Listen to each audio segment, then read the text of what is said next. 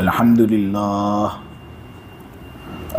لله نحمده ونستعينه ونستغفره ونؤمن به ونتوكل عليه ونعوذ بالله من شرور أنفسنا ومن سيئات أعمالنا من يهده الله فلا مضل له ومن يضلله فلا هادي له ونشهد أن لا إله إلا الله وحده لا شريك له ونشهد أن سيدنا ومولانا وحبيبنا محمدا عبده ورسوله الحمد لله وكفى والصلاة والسلام على رسوله المصطفى وعلى عباده الذين ارتضى ومن بهداهم اهتدى وبآثار أهل المدينة اكتفى أعوذ بالله من الشيطان الرجيم بسم الله الرحمن الرحيم اقتربت الساعة وانشق القمر وإن يروا آية يعرضوا ويقولوا سحر مستمر وكذبوا واتبعوه أهواءهم وكل أمر مستقر ولقد جاءهم من الأنباء ما فيه مزدجر حكمة بالغة فما تغني النذر فتول عنهم يوم يدعو الداعي إلى شيء نكر خش عن أبصارهم يخرجون من الأجداث كأنهم جراد منتشر مهطعين إلى الداع يقول الكافرون هذا يوم عسر كذبت قبلهم قوم نوح فكذبوا عبدنا وقالوا مجنون وازدجر كذبت قبلهم قوم نوح فكذبوا عبدنا وقالوا مجنون وازدجر فدعا ربه أني مغلوب فانتصر ففتحنا أبواب السماء بماء منهمر وفجرنا الأرض عيونا فالتقى الماء على أمر قد قدر وحملناه على ذات ألواح ودسر تجري بأعيننا جزاء لمن كان كفر وَلَقَدْ تَرَكْنَاهَا آيَةً فَهَلْ مِن مُّدَّكِرٍ فَكَيْفَ كَانَ عَذَابِي وَنُذُرِ وَلَقَدْ يَسَّرْنَا الْقُرْآنَ لِلذِّكْرِ فَهَلْ مِن مُّدَّكِرٍ كَذَّبَتْ عَادٌ فَكَيْفَ كَانَ عَذَابِي وَنُذُرِ إِنَّا أَرْسَلْنَا عَلَيْهِمْ رِيحًا صَرْصَرًا فِي يَوْمِ نَحْسٍ مُسْتَمِرٍ تَنزِعُ النَّاسَ كَأَنَّهُمْ أَعْجَازُ نَخْلٍ مُّنقَعِرٍ فَكَيْفَ كَانَ عَذَابِي وَنُذُرِ وَلَقَدْ يَسَّرْنَا الْقُرْآنَ لِلذِّكْرِ فَهَلْ مِن مُّدَّكِرٍ صدق اللہ العظیم۔ ترجمہ دھیان سے سنیں، ترجمہ سمجھ میں آئے گا تو قرآن سمجھ میں آئے گا انشاءاللہ۔ قیامت قریب آ چکی ہے اور چاند کے ٹکڑے ہو چکے ہیں۔ ان لوگوں کا حال یہ ہے کہ جب یہ کوئی نشانی دیکھ لیتے ہیں تو اس سے توجہ اپنی ہٹاتے ہیں، منہ موڑ لیتے ہیں اور کہتے ہیں کہ یہ تو ایک ایسا جادو ہے جو پہلے سے چلتا آ رہا ہے، جلدی ختم ہو جائے گا۔ اس طرح انہوں نے حق کو جھٹلا دیا اور انہوں نے اپنی خواہشوں کی پیروی کی۔ دیکھو، ہر معاملے کو آخرکار اس کے انجام پر ٹک کر رہنا ہے۔ حقیقت یہ ہے کہ ان کے پاس گزشتہ امتوں کے وہ سب واقعات آ چکے ہیں جس میں تنبیہ کا بڑا سامان تھا، دل میں اتر جانے والی باتیں، دانائی کی باتیں ان واقعات کے اندر موجود تھی، لیکن پھر بھی یہ سب تنبیہات ان کو فائدہ نہیں پہنچا رہی۔ لہٰذا اے محمد آپ ان سے اپنی توجہ ہٹا لو، ان کی پرواہ مت کرو، ان کو جب پرواہ نہیں تو تم ان کے پیچھے کائے کو لگتے ہو۔ جس دن ایک پکارنے والا ایک ناگوار چیز کی طرف پکارے گا تو ان کی نظریں جھکی ہوئی ہوں گی، قبروں سے اس طرح نکلیں گے جس طرح پھیلی ہوئی ٹڈیاں، پکارنے والے کی طرف دوڑ رہے ہوں گے۔ کافر لوگ اس وقت کہیں گے جو قیامت کا انکار دنیا میں کر رہے تھے کہ یہ دن تو بڑا کٹھن دن ہے، بڑا دشوار دن ہے۔ مکہ والوں سے پہلے نوح کی قوم نے بھی جھٹلانے کا رویہ اختیار کیا، انہوں نے ہمارے بندے نوح کو جھٹلایا اور انہوں نے کہا کہ یہ تو دیوانہ ہے، اور نوح کو تو دھمکی بھی دی گئی۔ نوح نے آخرکار اتنی سب مشقتوں کے بعد اپنے پروردگار کو پکارا کہ میں بے بس ہو چکا ہوں، اے اللہ اب میری طرف سے آپ ہی ان لوگوں سے بدلہ لے لو۔ چنانچہ ٹوٹ کر برسنے والے پانی کے ذریعے سے ہم نے آسمان کے دروازے کھول دیے، ہم نے زمین کو پھاڑ دیا اور اس کو چشموں میں تبدیل کر دیا، دونوں طرح کے پانی آپس میں مل گئے، آسمان کا پانی اور زمین کا پانی، اس کام کو پورا کرنے کے لیے جو تقدیر میں لکھا جا چکا تھا۔ ہم نے نوح کو ایک ایسی کشتی میں سوار کر لیا جو تختوں والی تھی اور میخوں پر مشتمل تھی، وہ ہماری نگرانی میں رواں دواں تھی۔ یہ بدلہ لیا گیا اس شخص کا جس کی ناقدری کی گئی۔ یقین جانو نوح کے واقعے میں ہم نے ایک بڑی نشانی چھوڑ رکھی ہے، تو کیا کوئی ہے نصیحت حاصل کرنے والا؟ ذرا سوچو کہ میرا عذاب کیسا تھا اور میری تنبیہات کیسی تھی۔ حقیقت میں یہ ہے کہ ہم نے قرآن کو نصیحت حاصل کرنے کے لیے بہت آسان بنایا ہے، اب کیا کوئی ہے جو اس سے نصیحت حاصل کرے؟ عاد نے بھی جھٹلانے کا رویہ اختیار کیا، اب ذرا سوچو کہ کیسا تھا میرا عذاب اور کیسا تھا میرا ڈرانا۔ یقیناً ایک مسلسل منحوس دن میں ہم نے ان پر ایک ایسی ہوا بھیجی جس میں سے سر سر آواز آ رہی تھی، یعنی ایک ایسی ہوا ہم نے ان پر بھیجی جو ان کے لیے ایک تیز آندھی بن کر رہ گئی، جو لوگوں کو اکھاڑ کر پھینکتی تھی۔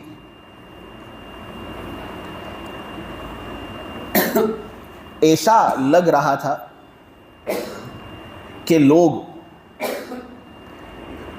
کھجور کے اکھڑے ہوئے درخت کے تنے ہوں۔ لوگوں سوچو میرا عذاب اور میرا ڈرانا کیسا تھا۔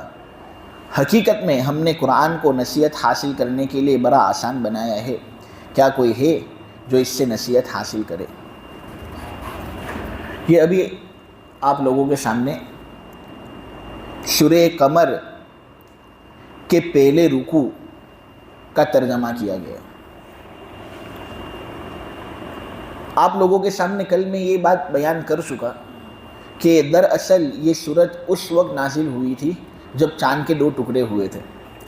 نبی کریم صلی اللہ علیہ وسلم نے مدینہ کی طرف جب ہجرت کی تھی اس سے 5 سال پہلے کا یہ واقعہ ہے کہ حج کا موقع تھا، حضور مینا میں تھے کہ چند لوگ جو اللہ کو نہیں مانتے تھے، رسول کو نہیں مانتے تھے، اللہ کے نبی صلی اللہ علیہ وسلم کے پاس آئے اور انہوں نے حضور سے یہ مطالبہ کیا کہ آپ اگر سچے نبی ہو تو چاند کے ٹکڑے کر کے بتاؤ۔ دراصل ان کا یہ مطالبہ کرنے کا مقصد کچھ حق طلبی نہیں تھی، نہ ان کا یہ مقصد تھا کہ اگر محمد بتا دیتا ہے تو ہم محمد پر ایمان لائیں گے، بلکہ یہ لوگ مذاق بنانا چاہ رہے تھے، اور جس طرح لوگ مذاق کرتے ہیں، ٹھٹا کرتے ہیں، کہ چاند کے ٹکڑے کر کے بتاؤ اگر تم سچے ہو. تو اس طرح حضور سے ان لوگوں نے مطالبہ اپنا ظاہر کیا. اب خدا کا کرنا ایسا تھا کہ انہوں نے جب یہ مطالبہ کیا نے تو اللہ تبارک و تعالیٰ نے ان کے سامنے چاند کے 2 ٹکڑے کر دیے. ایک پہاڑ درمیان میں تھا, چاند کے 2 ٹکڑے ہوئے, ایک ٹکڑا مشرق کی جانب تو دوسرا ٹکڑا مغرب کی جانب. سب لوگ یہ منظر دیکھ رہے تھے اور دیکھ رہے تھے کہ جبل ابی قیس کے اوپر چاند کا ایک ٹکڑا نظر آ رہا ہے, جبل کیکعان کے اوپر چاند کا دوسرا ٹکڑا نظر آ رہا ہے. جب لوگوں نے اچھی طریقے سے اس کو دیکھ لیا تو پھر اللہ تبارک و تعالیٰ نے واپس چاند کو اس طرح جوڑ دیا جس طرح ہمارے سامنے ہے. حضرت عائشہ کہتے ہیں جب یہ واقعہ ہوا نے تب میں چھوٹی بچی تھی, اتنا ہوش میرے اندر تھا نہیں. تب اللہ تبارک و تعالیٰ نے یہ سورت نازل کی کہ قیامت قریب آ چکی ہے اور چاند کے ٹکڑے ہو چکے. اب ان لوگوں کا مقصد حق طلبی تو تھا نہیں, ان لوگوں کا مقصد یہ تھا کہ ہم حضور کا مذاق بنائیں گے. اس لیے جب انہوں نے یہ منظر دیکھا نے تو واپس انکاری ضد پر آگے اور یہ کہنا شروع کر دیا کہ محمد جادو کرتے, اور یہ تو ایک ایسا جادو ہے جو پہلے سے چلتا آ رہا ہے, پہلے سے یہ جادو چلتا آ رہا ہے, اور جس طرح پہلے کے جادو ختم ہوئے اس طرح یہ جادو بھی ایک دن ختم ہو جائے گا. اس طرح ان لوگوں نے نصیحت سے منہ موڑا.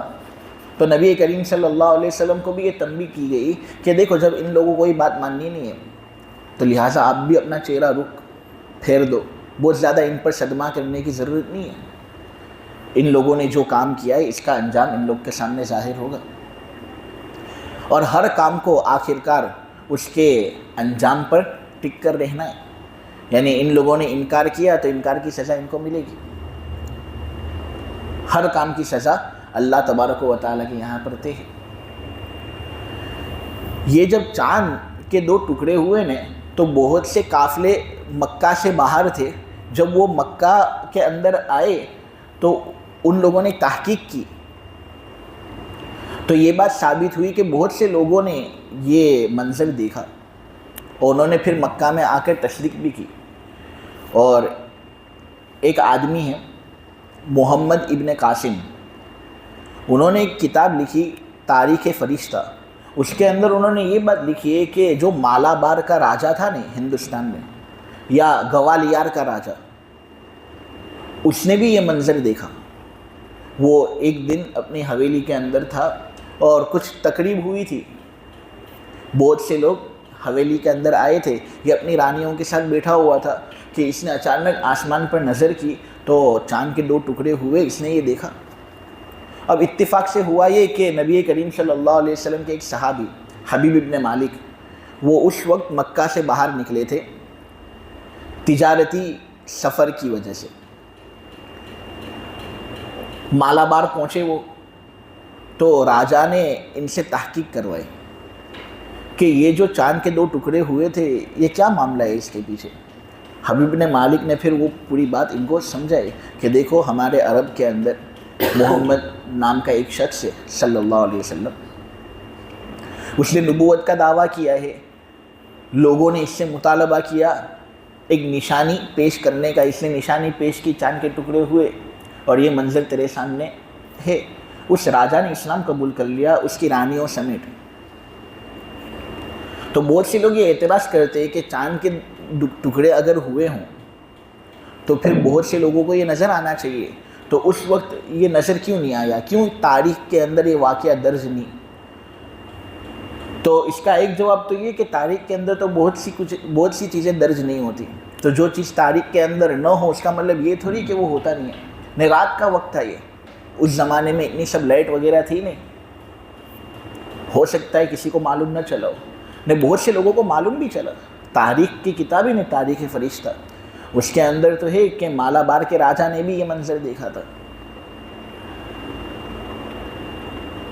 لہٰذا اس کا انکار درست نہیں. یہ جو چاند کے پھٹنے کا جو تذکرہ ہے نا, یہ تواتر سے ثابت ہے. تواتر کا مطلب یہ کہ اتنا بڑا مجمع صحابہ کا انہوں نے یہ بات ہم تک پہنچائی ہے کہ اگر ہم اب اس کا انکار کریں گے تو یہ انکار کرنا کفر ہوگا. یعنی آدمی اگر اس بات کو مانتا نہیں ہے کہ چاند کے 2 ٹکڑے ہوئے تو آدمی کافر ہو جائے گا. 10 صحابہ سے یہ منقول ہے. اور علامہ آلوسی نے تو یہ بات کہی ہے کہ میرے نزدیک زیادہ صحیح بات یہ ہے کہ یہ جو واقعہ ہے یہ تواتر سے ثابت ہے، اتنی بڑی مقدار سے یہ ثابت ہے کہ اتنے سب لوگ جھوٹ پر متفق ہو گئے ہوں، یہ عقل سے دور ہے. اتنے سب لوگ ایک جھوٹی بات کہنے کے اندر ایک نہیں ہوتے. حقیقت میں یہ سچ واقعہ تھا. اسی کے پس منظر میں یہ صورت نازل ہوئی. چاند کے 2 ٹکڑے جو ہوئے یہ قیامت کی نشانیوں میں سے ایک نشانی ہے. قیامت کی 2 طرح کی نشانی ہیں، ایک چھوٹی نشانیاں اور ایک بڑی نشانی.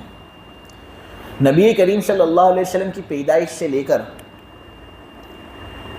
حضرت مہدی کی آمد تک کی جو نشانیاں ہیں یہ سب چھوٹی نشانیاں سمجھی جاتی ہیں. ان کے بعد قیامت فوراً نہیں آئے گی.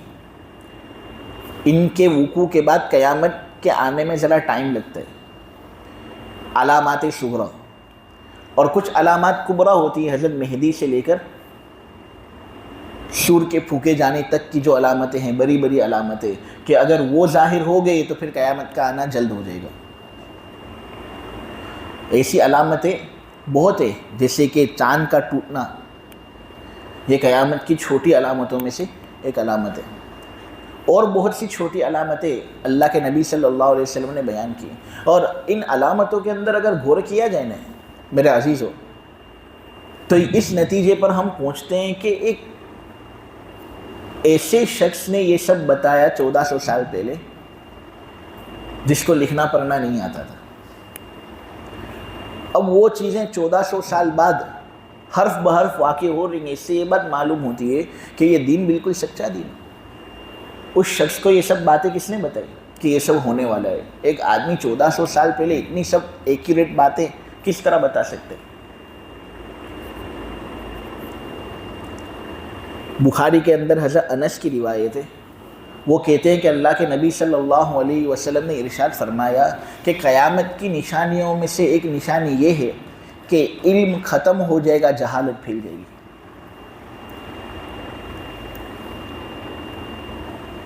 دین کا علم کم ہو جائے گا، جہالت لوگوں کے مابین پھیلی ہوئی ہوگی. منظر تو واضح ہی ہے نا کہ رمضان کا مہینہ ہے، تفسیر کے لیے تو پوری مسجد بھر جانی چاہیے، لیکن گنے چنے لوگ بیٹھے ہیں، 4-5 چنیدہ لوگ بیٹھے ہیں. تو علم ختم ہوا نا، جہالت زیادہ پھیلی. زیادہ لوگ اپنے کاموں کے اندر لگے ہوئے، کم لوگ دین کا علم سیکھنے کے لیے بیٹھے. دین کو کسی کی ضرورت نہیں، دین تو اپنا کام کرتا رہے گا، اس کو تو آگے بڑھنا ہی ہے. لوگوں کو ضرورت ہے. تو یہ قیامت کی نشانیوں میں سے ایک نشانی.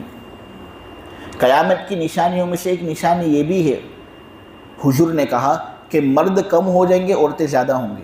یہاں تک کہ 50 عورتوں کی خبر لینے والا فقط ایک مرد ہوگا. آپ دیکھتے ہیں گھر گھر یہی خبر آتی ہے کہ لڑکی کی ولادت ہوئی، گھر گھر یہی خبر آتی ہے کہ لڑکی آئی ہے. لڑکوں کی پیدائش کم ہو رہی ہے، لڑکی کی پیدائش زیادہ ہو رہی ہے. لڑکی بھی نعمت ہی ہے. جو لڑکیوں کی پرورش کرتا ہے جنت کے اندر اس کا داخلہ ہوتا ہے. لیکن یہ قیامت کی نشانی. اور آپ دیکھیں بہت سے لوگوں نے 4 شادیاں کرنی بند کر دی، ایک شادی پر سب اکتفا کرتے ہیں. تو بہت سی عورتیں بیوہ ہیں، ان پر خرچ کرنے والا کوئی مرد نہیں. تو بسا اوقات ایک مرد ہوتا ہے اور اس کو 50 عورتوں کی خبر گیری کرنی ہوتی ہے، بہن ہو، بیٹی ہو، ماں ہو. تو شادیاں کم ہو گئی، شادیوں کا رواج لوگوں کے مابین سے نکل رہا ہے. 4 شادیاں کوئی کرتا نہیں، سب ایک ہی شادی کرنے ہیں. بہت سے ممالک ایسے ہیں ہندوستان کو چھوڑ کر، پاکستان کو چھوڑ کر، جو شادیاں کرتے ہی نہیں ہیں. کولمبیا کے اندر آپ جاؤ، شادیوں کا رواج ہی نہیں. 90% عورتیں جو ہوتی ہے کولمبیا کے اندر، ان کو بچہ زنا سے پیدا ہوتا ہے. امریکہ کے اندر جاؤ، کینیڈا کے اندر تو میں رہ کر آیا ہوں، شادیوں کا رواج کم ہو رہا ہے. شادی کو تو کوئی سوچتا ہی نہیں. بہت سے میرے دوست ایسے ہیں کینیڈا کے اندر 30-35 سال کے ہو گئے, لیکن شادی کا تو شین بھی ان کے ذہن میں نہیں آ رہا. تو یہ شادیوں کا رواج کم ہو رہا ہے. عورتوں پر نکاح کا معاملہ تنگ کیا جا رہا ہے, جس کی وجہ سے ایک مرد پر 50 عورتوں کی خبر گیری لازم آ رہی ہے. قیامت کی نشانی ہے یا نہیں؟ ترمذی کے اندر روایت ہے, حضرت ابو ہریرہ بیان کرتے ہیں کہ نبی کریم صلی اللہ علیہ وسلم نے ارشاد فرمایا, جب مال فے کو ذاتی دولت سمجھا جائے گا, امانت کو مال غنیمت سمجھا جائے گا, آدمی اپنی بیوی کی وفاداری کرے گا, والدین کی نافرمانی کرے گا, دوست کو قریب رکھے گا, والد کو دور رکھے گا, زکوٰۃ کو بوجھ اور تاوان سمجھے گا, اور دین کی تعلیم کسی اور مقصد کے لیے حاصل کی جائے گی. جب شراب عام ہو جائے گا, زنا اور گانے اور باجے عام ہو جائیں گے, پچھلے لوگ گالیاں بکیں گے پہلے لوگوں کے بارے میں, مساجد کے اندر آوازیں بلند ہونے لگے گی, جب قوم کا بدتر شخص قوم کی سرداری کرے گا اور لوگوں کی عزت ان کے شر سے بچنے کے لیے کی جائے گی, تب سرخ آندھیوں کا انتظار کرنا, زمین میں دھسنے کا انتظار کرنا, زلزلوں کا انتظار کرنا, اور ان نشانیوں کا انتظار کرنا جو اس طرح مسلسل ظاہر ہوں گی جس طرح وہ ہار کی لڑی مسلسل ظاہر ہوتی ہے جس کا دھاگا ٹوٹ چکا ہو. حدیث شریف کے الفاظ آپ دیکھیں. مال فے کس کو کہتے ہیں؟ مال فے وہ مال ہوتا ہے جو جہاد کے مابین حاصل ہوتا ہے. مثلا ایک قوم نے دوسری قوم کے ساتھ جہاد کیا تو جس قوم کو شکست ہوئی اس کا مال کون حاصل کرے گا؟ جیتنے والے لوگ. تو وہ تو مال غنیمت ہوتا ہے اگر لڑائی ہو تو, لیکن اگر لڑائی نہ ہو, لڑائی بغیر ہی سامنے والی قوم ہار مان جائے کہ بھئی ہمیں لڑنا نہیں, ہمارا مال لے لو, یہ مال فے. جب مال فے کو ذاتی دولت سمجھا جائے گا, امانت کو مال غنیمت. حقوق العباد کے اندر آپ دیکھیں یہ امت کتنی زیادہ سفل کی طرف گئی ہے. حقوق العباد کی رعایت کے اندر بالکل صفر اور زیرو. لوگوں کے پیسے لے لینا, حساب نہ دینا, میراث کھا جانا. اکثر مرد اس گناہ کے اندر مبتلا ہے. نبی کریم صلی اللہ علیہ وسلم کی حدیث ہے, حضرت ابو ہریرہ نے یہ حدیث بیان کی ہے, صحیح مسلم میں ہے. اے لوگو, تم جانتے ہو میری امت کا سب سے زیادہ مفلس شخص اور غریب شخص کون ہوگا؟ لوگوں نے کہا اے اللہ کے رسول, سب سے زیادہ مفلس شخص وہ ہوتا ہے جس کے پاس نہ درہم ہو نہ دینار ہو, جس کے پاس کچھ نہ ہو, بیچارہ جیب کے اندر ہاتھ ڈالے دھاگے نکلیں, وہ آدمی مفلس. حضور اگر ہم سے یہ سوال کرتے ہم بھی یہی جواب دیتے. حضور نے کہا نہیں, میری امت کا سب سے زیادہ مفلس شخص وہ نہیں. میری امت کا سب سے زیادہ مفلس شخص وہ آدمی ہے جو ڈھیر ساری نیکیاں قیامت کے دن لے کر آئے گا. نمازیں تو پہلی صف میں ہوتی تھی, زکوٰۃ ادا کرتا تھا, روزے رکھتا تھا, اور روزہ بھی ایسا کہ بالکل گناہ اس کے اندر ملا ہوا نہیں. اعلیٰ درجے کے روزے رکھتا تھا, وہ نمازیں اعلیٰ درجے کی پڑھتا تھا, تراویح میں 20 رکعت کھڑا رہ کر پڑھے, زکوٰۃ ادا کرتا تھا, ڈھیر ساری نیکیاں لے کر آئے گا وہ. لیکن دنیا کے اندر اس نے کسی کو گالی بھی دی تھی, دنیا کے اندر اس نے کسی پر تہمت بھی لگائی تھی, دنیا کے اندر اس نے کسی کو مارا بھی تھا, دنیا کے اندر اس نے کسی کا مال بھی لیا تھا, مال پر ناجائز قبضہ کر لیا تھا, یتیم کا مال کھا گیا تھا, جماعت کا مال کھا گیا تھا. حقوق العباد کے اندر اس نے حق تلفی کی. وہ قیامت کے دن آئے گا, سب ڈھیر سارے اس کے اعمال ہوں گے, لیکن ہوگا یہ کہ جن جن لوگوں کے حقوق کے اندر اس نے حق تلفی کی وہ سب اپنا حق لے کر آئیں گے اور کہیں گے ہمارا حق دو. ہمارا مال تھا نا، یہ تیرا مال تھوڑی تھا. میراث ابا کی ہم پر بھی اس کا حق تھا. اے بھائی وہ حق تو نے ہم سے چھینا کیوں؟ وہ تیرا تھوڑی تھا.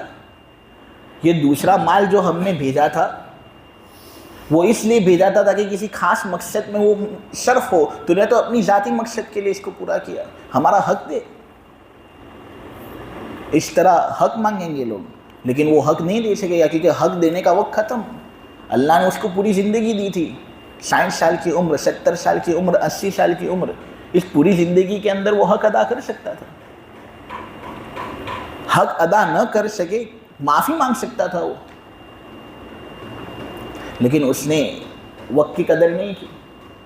تو ہوگا یہ کہ سب اس کی نیکیاں اس سے چھینیں گے اور اس طرح اپنے لیے وہ نیکی لے لیں گے. لیکن اس نے لوگوں کے حق دبائے زیادہ تھے، نیکیاں کم کی تھی، جس کی وجہ سے حقوق باقی رہیں گے اور نیکیاں ختم ہو جائیں گے. اور لوگ آئیں گے اور کہیں گے بھائی ہمارا حق. وہ کہے گا میرے پاس تو نیکیاں نہیں ہیں.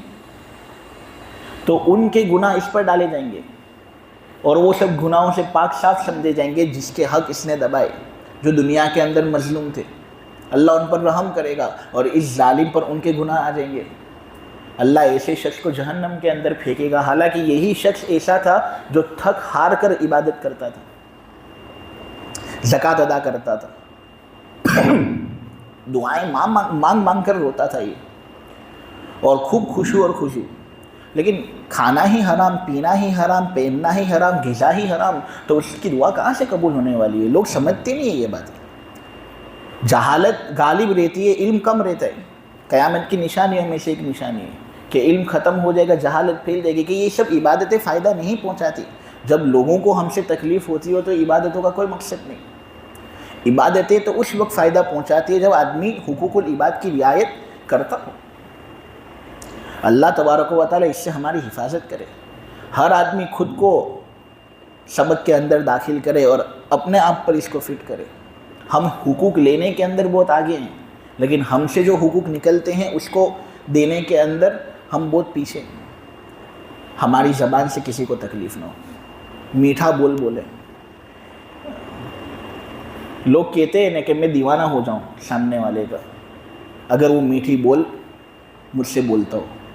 آدمی لوگوں کے ساتھ میٹھی میٹھی بات کرے، کسی کو تکلیف نہ پہنچائے، کسی کا ٹھٹا نہ اڑائے، کسی کا مذاق نہ بنائے. مذاق بنانے سے پہلے آدمی سوچے کہ اگر اللہ کے یہاں پر اس کا مقام میرے سے اونچا ہے تو میں کون ہوتا ہوں اس کی مذاق بنانے والا، اس کا تمسخر کرنے والا.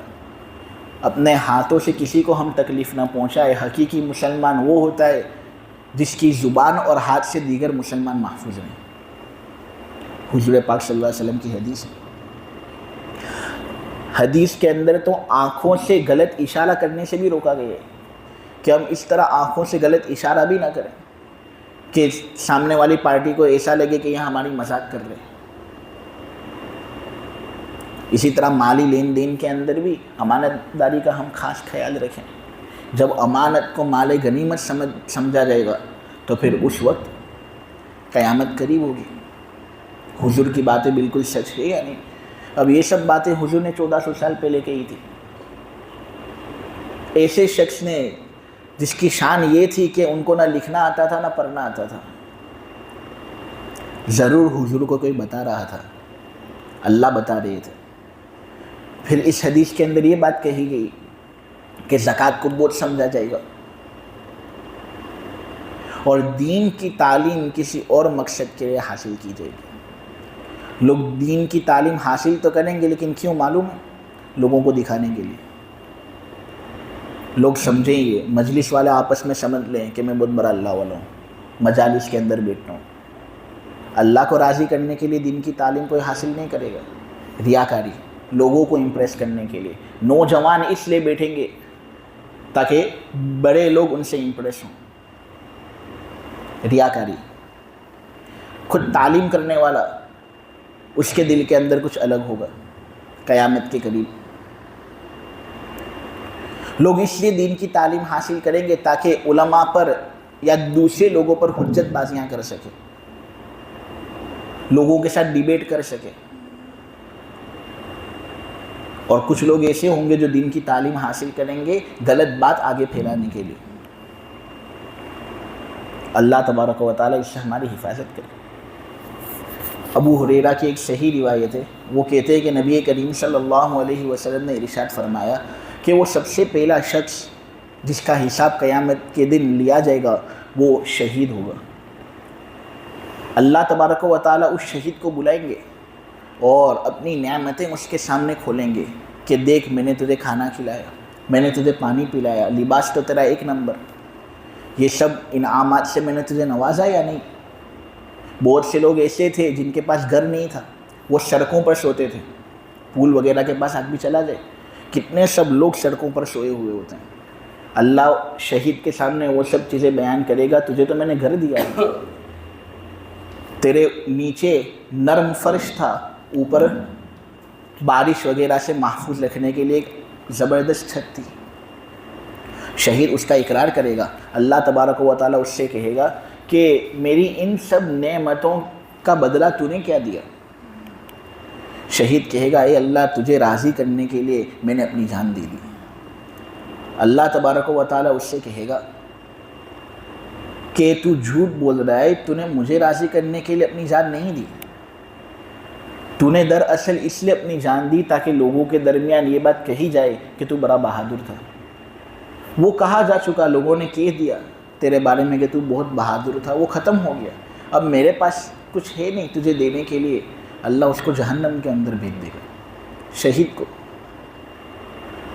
اس کے بعد ایک دوسرا شخص آئے گا جو اللہ کے راستے میں بہت زیادہ مال خرچ کرتا تھا. اللہ اپنی نعمتیں اس کے سامنے بھی واضح کرے گا، وہ ان نعمتوں کا اقرار کرے گا. پھر اللہ اسے کہے گا ان نعمتوں کا بدلہ اور حق تو نے کیا ادا کیا؟ وہ کہے گا میں نے تجھے راضی کرنے کے لیے تیرے راستے میں خوب مال خرچ کیا. اللہ تبارک و تعالیٰ اس سے مخاطب ہو کر یہ کہیں گے کہ تو نے مجھے راضی کرنے کے لیے مال خرچ نہیں کیا، تو نے تو مال اس لیے خرچ کیا تاکہ یہ بات دنیا میں کہی جائے کہ تو بڑا سخی تھا. وہ بات کہی جا چکی، اب میرے پاس کچھ ہے نہیں. اللہ اس کے لیے جہنم کے فیصلے کرے گا. پھر ایک عالم آئے گا جو لوگوں کو دین سکھاتا تھا، علم سکھاتا تھا. اللہ تبارک و تعالیٰ کے یہاں پر وہ حاضری دے گا. اللہ تبارک و تعالیٰ اس سے پوچھے گا کہ ان سب نعمتوں سے میں نے کیا تجھے نوازا نہیں تھا؟ وہ کہے گا نوازا، اقرار کرے گا. پھر اللہ تبارک و تعالیٰ اس سے کہیں گے کہ تو نے میری ان نعمتوں کا کیا حق ادا کیا؟ وہ عالم کہے گا تجھے راضی کرنے کے لیے میں نے تیرا دین آگے پھیلایا، میں نے انتھک محنت کی، بہت پڑھتا تھا، پوری رات پڑھتا تھا تاکہ لوگوں کے سامنے چند باتیں پیش کر سکوں، اور بہت انتھک محنت کی ہے، اس میں مجھے کوئی پیسہ ملتا نہیں تھا. دنیا کا ہر آدمی کام کرتا ہے پیسے کے لیے. اے اللہ میں نے محنت کی لیکن مجھے کچھ پیسہ ملا نہیں، میں نے تجھے راضی کرنے کے لیے محنت کی.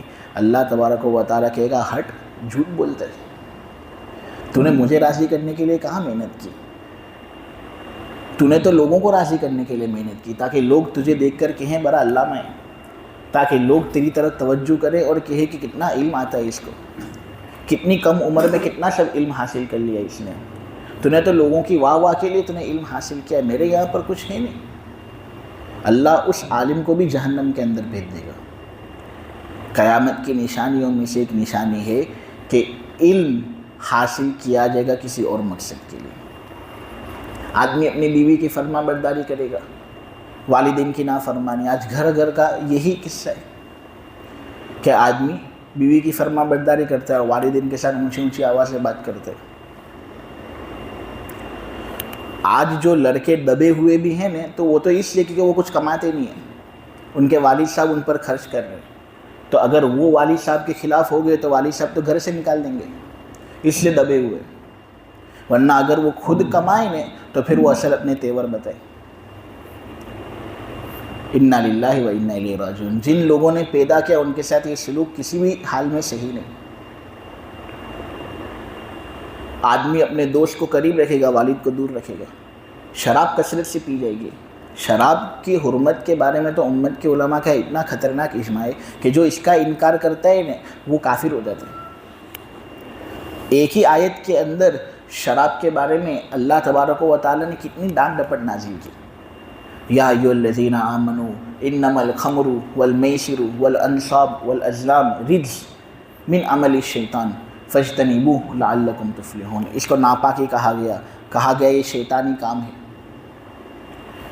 اس سے بچو گے تو کامیاب ہوگے شراب کے بارے میں۔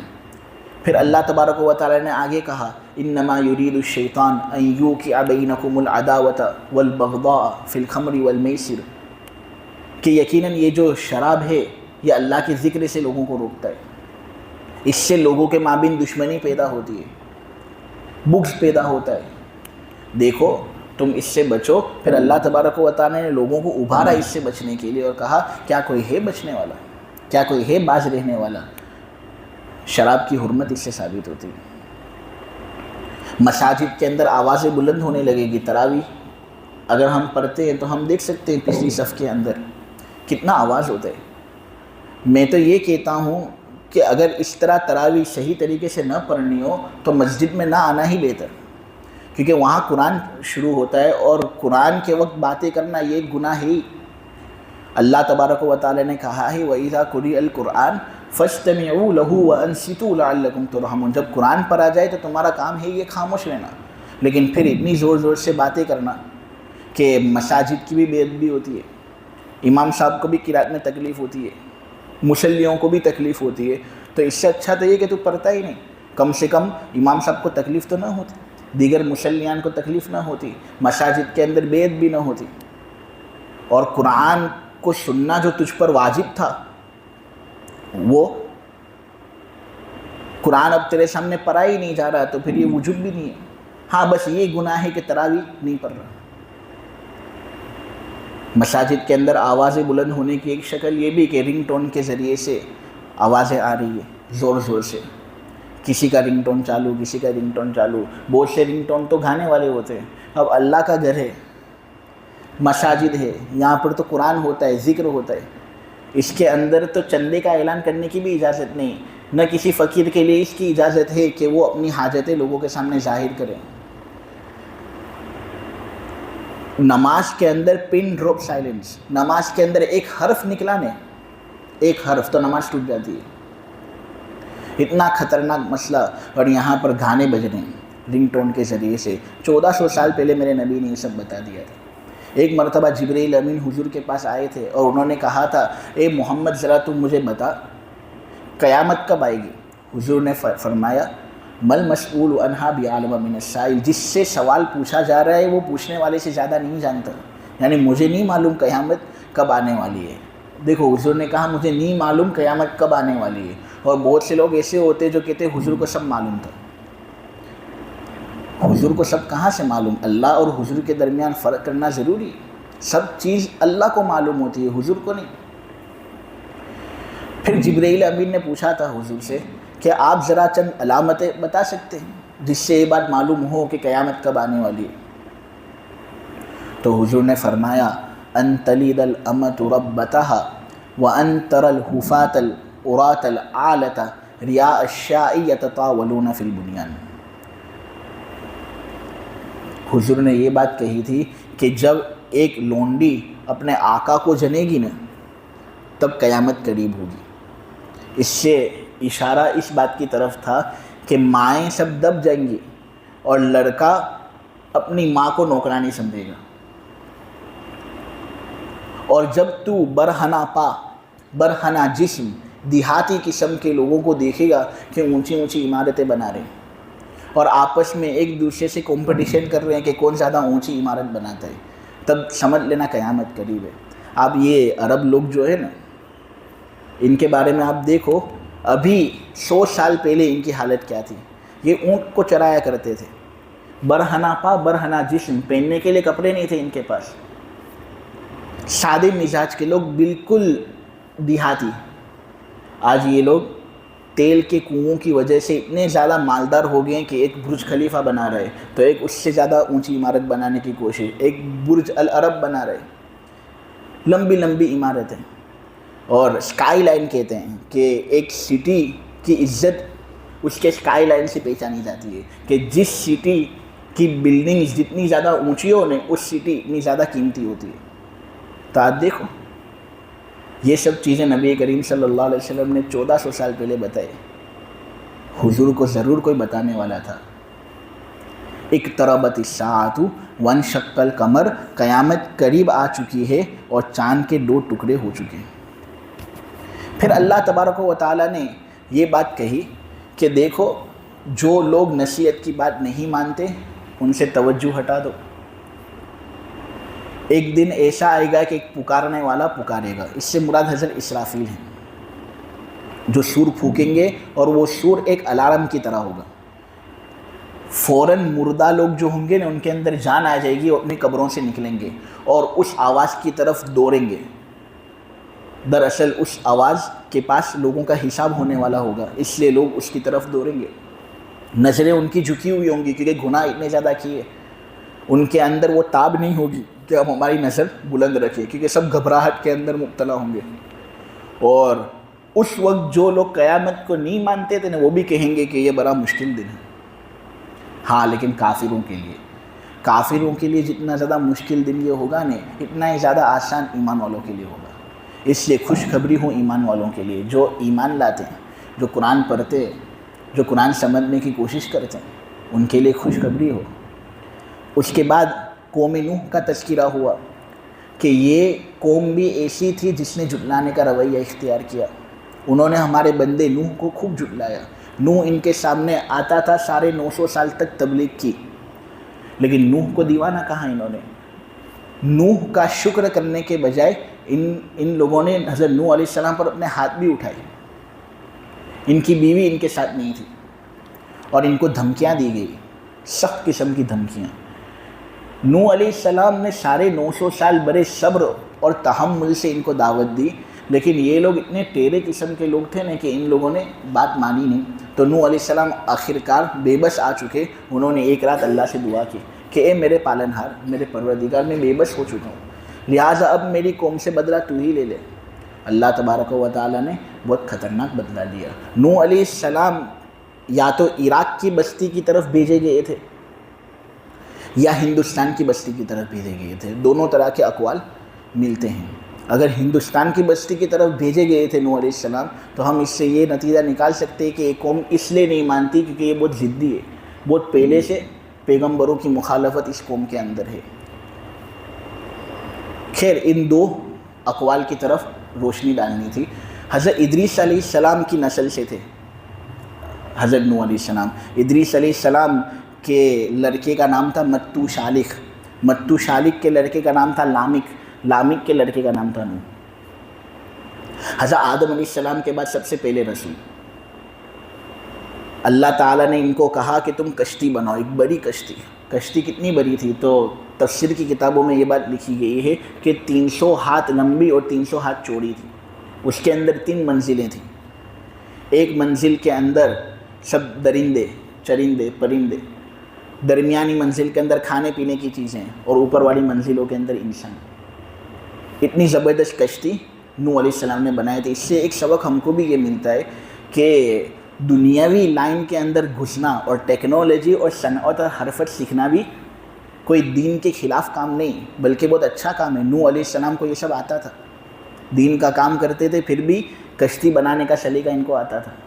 معلوم ہوا لوگوں کو اس فیلڈ کے اندر بھی لگنا چاہیے اور ماشاءاللہ لوگ لگے رہتے. تو یہ کشتی اس طرح چل رہی تھی. موجیں اس سمندر اور طوفان کی اتنی خطرناک تھی. ایک تو آسمان سے موسلادھار پانی برس رہا تھا اور نیچے زمین سے پانی ابل رہا تھا. دونوں طرح کے پانی مل گئے اور خطرناک قسم کا سیلاب تھا. تقریباً 6 ماہ تک یہ طوفان مسلسل لگا رہا، یعنی مسلسل آسمان سے پانی برس رہا ہے 6 ماہ تک اور نیچے زمین سے پانی نکل رہا ہے. بڑا خوفناک منظر تھا. لوگ کہتے تھے کہ وہ موجیں جو پہاڑ جو موجیں تھیں نا سمندر کی وہ پہاڑوں کے بقدر تھی. بعض تفسیر کی کتابوں کے اندر یہ ہے کہ پہاڑ کی جو چوٹیاں تھیں نا اس سے 15 ہاتھ اونچی موجیں تھیں، یعنی تقریباً 3000 فٹ اونچی پانی کی موجیں اس وقت اپنا غضب دکھا رہی تھی. اللہ تبارک و تعالیٰ کہتے ہیں یہی بدلہ ہوتا ہے اس شخص کا جس کی ناقدری کی گئی. قوم عاد کے ساتھ بھی ایسا ہی ہوا. قوم عاد نے اپنے پیغمبر ہود کی ناقدری کی. ہود علیہ السلام نے تقریباً 480 سال تک عاد کو سمجھایا، لیکن یہ عاد قوم جو تھی نا یہ تکبر والی قوم تھی. من اشد منا قوہ، ہم سے زیادہ طاقتور کون. ان کا سب سے کم قد کا انسان جو ہوتا تھا وہ 18 فٹ کا ہوتا تھا. ہم ہوتے ہیں 6 فٹ کے یا 5 فٹ کے. جو 6 فٹ کا ہوتا ہے اس کو بہت لمبا سمجھا جاتا ہے. ان کا کم سے کم قد رکھنے والا شخص 18 فٹ کا تھا. تو جو لمبے سردار قسم کے لوگ ہوں گے وہ کیسے ہوں گے. عاد اس لیے کہتا تھا کہ ہم سے زیادہ طاقتور کون. حضرت ہود کہتے ہیں کہ اگر طاقت ہی دیکھنی ہو تو مجھ سے لڑ کر بتاؤ. حضرت ہود بھی بہت طاقتور تھے. دیکھ لیتے ہیں کہ تمہارے اندر طاقت زیادہ یا مجھ میں طاقت زیادہ. حضرت ہود علیہ السلام پیغمبر تھے نا تو بہت طاقت اللہ نے دی تھی. اور ایک بات یہ کہ میری طاقت بھی کچھ نہیں، تمہاری طاقت بھی کچھ نہیں. ساری حقیقی طاقت اللہ کو حاصل ہے، لیکن ان لوگوں نے بات مانی نہیں، بت پرستی کرتے تھے. تو اللہ تبارک و تعالی نے ایک سخت آندھی بھیجی جو کئی رات اور کئی دنوں تک ان پر مسلسل چلی. اس میں سے سر آواز آتی تھی. ہم کینیڈا کے اندر جب اس طرح سخت موسم ہوتا تھا، برفیلا موسم، بہت ٹھنڈی ہوتی ہے وہاں پر، تو وہاں پر ہواؤں کے اندر سے باقاعدہ کبھی کبھی سر آواز آتی تھی. تو وہ تو کچھ نہیں ہے اس آندھی کے مقابلے میں جو عاد پر بھیجی گئی.